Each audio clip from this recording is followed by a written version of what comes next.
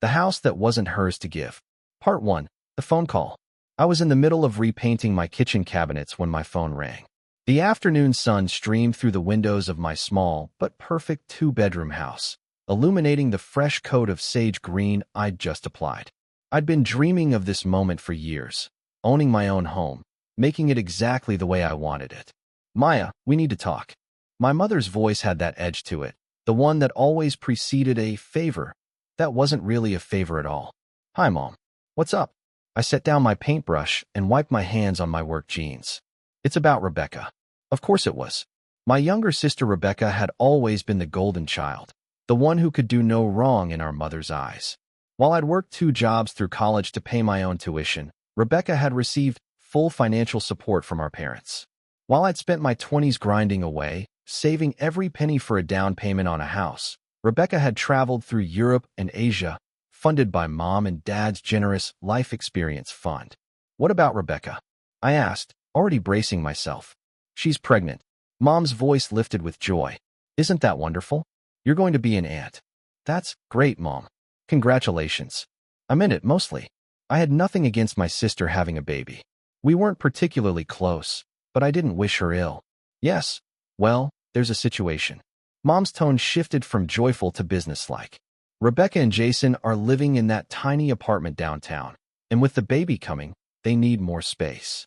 Your father and I have been discussing it, and we think the best solution is for Rebecca and Jason to move into your house. I laughed. I actually laughed out loud, thinking it was a joke. Good one, Mom. Silence on the other end. Mom, I'm completely serious, Maya. You have 2 bedrooms, and you're just one person. Rebecca needs space for the baby.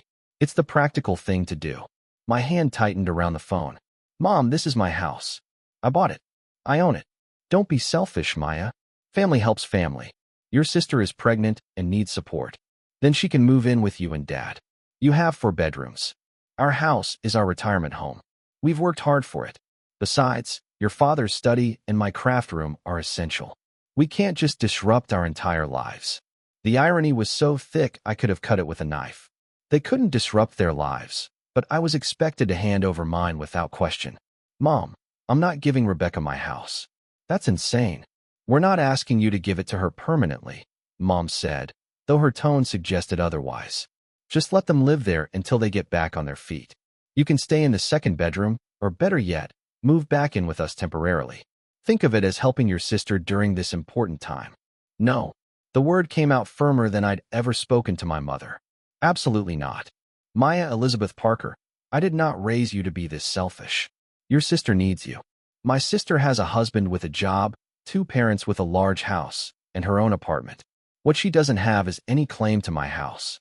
We'll discuss this at Sunday dinner, Mom said coldly. I expect you to be there. And I expect you to think about what family really means. She hung up before I could respond. I stood in my kitchen, paintbrush dripping onto the drop cloth, and felt a familiar knot form in my stomach. This was how it always went. My mother made unreasonable demands. I resisted, and then came the guilt trips, the accusations of selfishness, the implications that I was a bad daughter and a bad sister. But this time was different. This time, she wasn't asking me to skip my own birthday party to babysit, or to lend Rebecca money I'd never see again, or to take an extra shift so I could contribute to some family expense that my parents could easily afford but somehow expected me to chip in for. This time, she was asking for my home. The home I'd sacrificed for. The home that represented every early morning, every late night, every declined invitation, every meal of ramen noodles, every hand-me-down piece of furniture I'd refinished myself. This was the line I wouldn't cross. Part 2, Sunday dinner. I almost didn't go.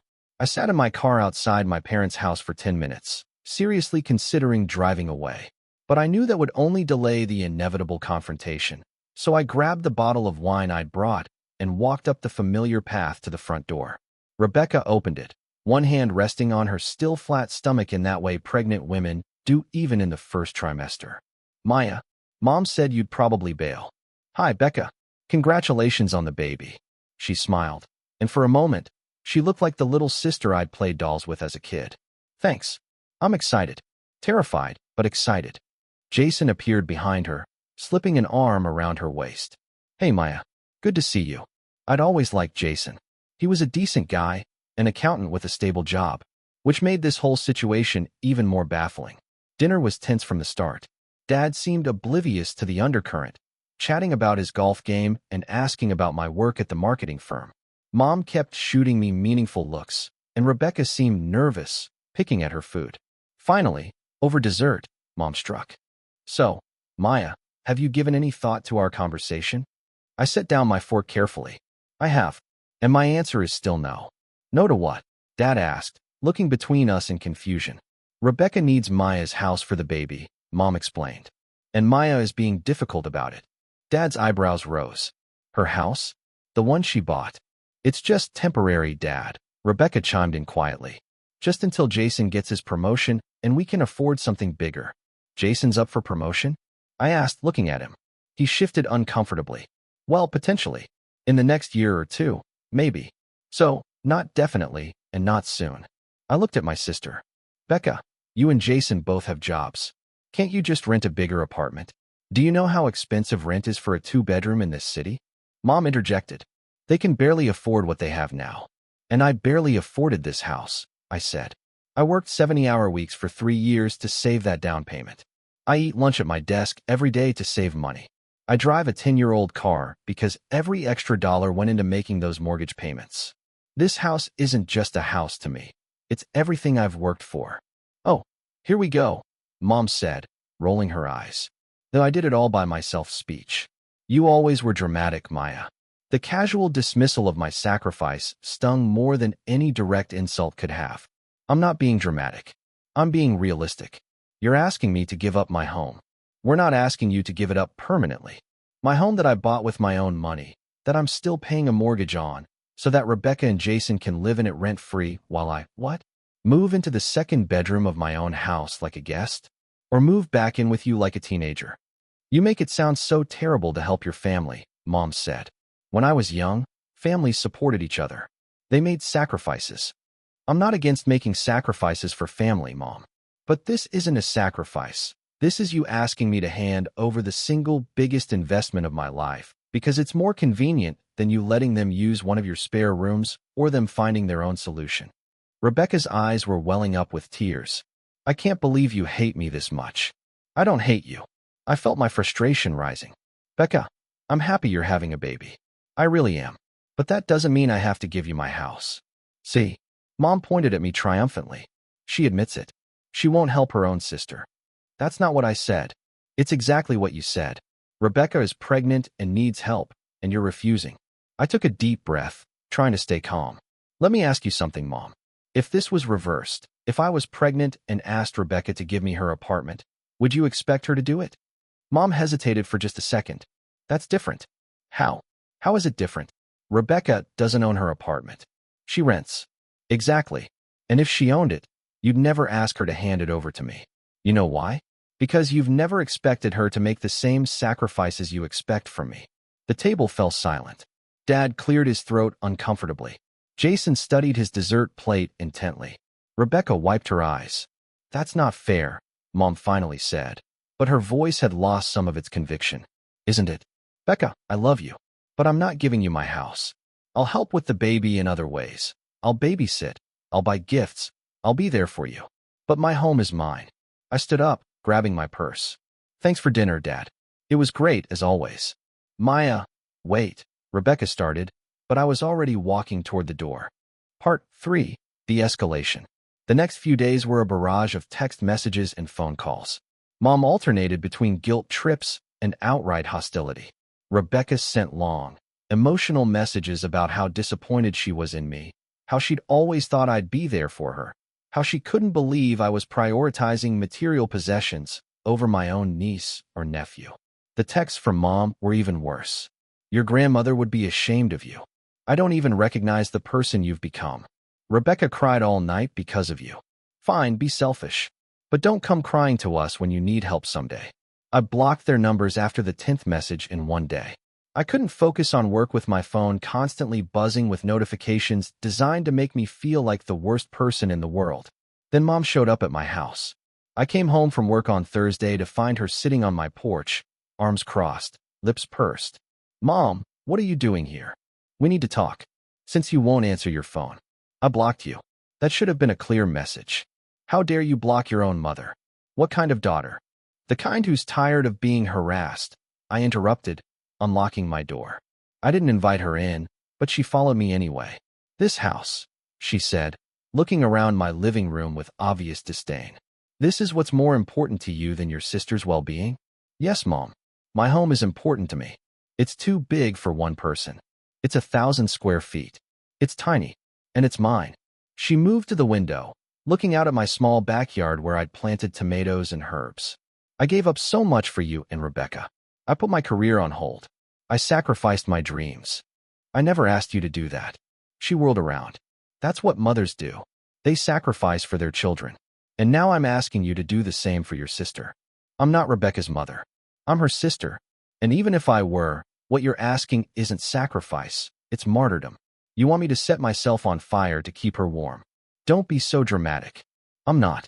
You're asking me to give up my home, my security, my financial investment, so that Rebecca, who has a husband with a good job and 2 parents with plenty of space, doesn't have to figure out her own housing situation.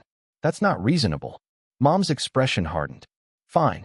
If that's how you feel, don't bother coming around anymore. You're not welcome at family gatherings until you apologize to your sister and make this right. Make it right by giving her my house. Yes. I walked to the door and opened it. Get out, Mom. Excuse me. Get out of my house. You're not welcome here if you're going to come into my home and demand that I hand it over to someone else. She stared at me for a long moment, her face flushed with anger. You're going to regret this. Maybe, but it'll be my choice to regret, made in my house, that I earned myself. She left without another word, slamming the door behind her. Part 4. The resolution. I didn't hear from anyone in my family for 2 weeks. The silence was both a relief and painful. I threw myself into finishing my kitchen renovation, spending evenings painting and weekends installing new hardware on the cabinets. The physical work helped quiet the doubts that crept in during the quiet moments. Had I been too harsh? Was I being selfish? Should family really mean giving up everything you've worked for? The answer always came back, no. Boundaries weren't selfishness. Protecting what I'd earned wasn't cruelty. I could support my sister in her pregnancy without sacrificing my entire life. Then, on a Saturday morning, Rebecca showed up at my door. Alone. Can we talk? She asked quietly. I let her in, bracing for another guilt trip. We sat in my newly finished kitchen, and she looked around. Really looked around for the first time. You did all this yourself? Yeah. Took 3 months, but I'm happy with how it turned out. It's beautiful. She paused, running her hand over the smooth countertop. Maya, I'm sorry. I blinked in surprise. What? I'm sorry. Jason and I had a long talk after the dinner. Actually, several long talks. He helped me see how crazy this whole thing was. She took a deep breath. Mom called him and tried to get him to pressure me into demanding your house. He told her absolutely not, that it was insane, and that we'd figure out our own situation. Jason said that. Rebecca nodded. He was actually pretty angry about the whole thing. He said his parents would never dream of asking one of his siblings to give up their home, and he was upset that Mom put me in the position of looking like an entitled brat. You're not a brat, Becca. I kind of was, though. I let Mom convince me that I deserved your house more than you did, that because I'm pregnant, everyone should just give me what I want. She looked down at her hands. The truth is, Jason and I can afford a bigger place. We'd have to budget more carefully and cut back on eating out and stuff, but we can do it. Mom just made it seem like this was the only option, and I went along with it because it was easier than telling her no. Telling Mom no is never easy. How do you do it? Rebecca asked. You've always been able to stand up to her. Not always. And it's not easy. But I realized something a few years ago. If I didn't start protecting my own boundaries, I'd spend my whole life making myself smaller so other people could be comfortable. Rebecca was quiet for a moment. I think I need to learn that. It's a process, and Mom's going to make it hard. She already is. When Jason told her we weren't asking for your house, she had a meltdown. She said we were ungrateful, that we'd regret not having family support, all that stuff. Let me guess. She threatened to cut you off? Actually, yes. How did you know? Because that's her go-to move when she doesn't get her way. Rebecca smiled sadly. I'm starting to see that. She stood up. Anyway, I just wanted to come apologize in person. And to say that I think what you've done with this place is amazing. You should be proud. Thank you. That means a lot. At the door, she turned back. I really do hope we can be closer, Maya. Not because I want something from you, but because I miss having a sister. I'd like that too. After she left, I sat in my kitchen and cried. Not from sadness, but from relief. Maybe my relationship with Rebecca could be salvaged. Maybe she was starting to see the patterns that had dominated our family for so long. Epilogue. 6 months later, Rebecca and Jason moved into a 3-bedroom house they'd bought themselves. It was smaller than they'd originally wanted, but it was theirs, and Rebecca called me the day they got the keys, excited and proud. I get it now, she said. Why you fought so hard for your place. There's something about knowing you did it yourself. Mom didn't speak to me for almost a year. When she finally broke the silence, it was with a call asking me to babysit my newborn nephew. I said yes, and we slowly began rebuilding our relationship, though it would never be the same. I'd drawn boundaries she couldn't cross, and she'd had to accept that. I still live in my little house with the sage green kitchen cabinets. I've since refinished the hardwood floors and renovated the bathroom. Every improvement I make, I do with my own hands and my own money. And every time I walk through the door, I feel proud. Not because I have something others don't, but because I stood up for myself when it mattered most. My house isn't just walls and a roof. It's proof that I'm worth fighting for, even if the fight is against the people who are supposed to love me unconditionally. Sometimes, the hardest boundaries to set are with family, but they're also the most important. Because at the end of the day, you have to live with yourself. And I'd rather live in my tiny, hard-won house with a clear conscience than in someone else's mansion built on guilt and surrendered dreams.